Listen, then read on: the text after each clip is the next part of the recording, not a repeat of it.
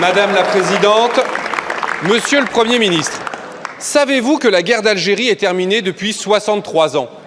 Que la France coloniale l'a perdue car c'était une guerre criminelle et injuste.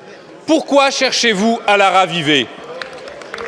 Bien sûr, quand des influenceurs font des appels au meurtre contre des opposants politiques au gouvernement d'Alger, il faut engager les poursuites judiciaires adéquates en France. Mais vous en faites le prétexte à une surenchère insupportable et irresponsable. Vous multipliez les menaces et les provocations contre Alger, comme sur le Sahara occidental, en contradiction avec le droit international. Vous stigmatisez des millions d'Algériens, de binationaux, de Français d'origine algérienne. Le vocabulaire arrogant et guerrier que vous employez n'a rien à faire dans les relations internationales. Les pires fantasmes de l'extrême droite que vous alimentez n'ont rien à faire dans le débat public. Vous osez affirmer que l'accord franco-algérien de 68 accorderait un privilège à l'immigration algérienne. C'est un pur mensonge.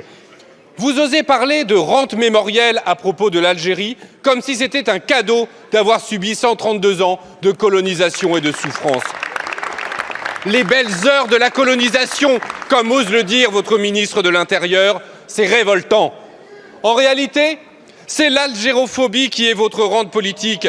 Vous soufflez sur les braises des haines passées, vous attisez la xénophobie, l'islamophobie et le racisme dans l'espoir d'exciter l'opinion publique et de masquer vos échecs. C'est répugnant.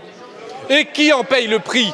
La France, que vous discréditez, isolez et abaissez. Les peuples français et algériens que vous fracturez et opposez. La paix civile que vous menacez.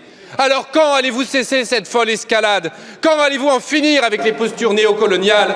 Quand allez-vous construire enfin avec l'Algérie une relation diplomatique apaisée, fondée sur le respect mutuel et l'amitié entre les peuples frères? Merci, monsieur le député. La parole est à monsieur Jean-Noël Barrot.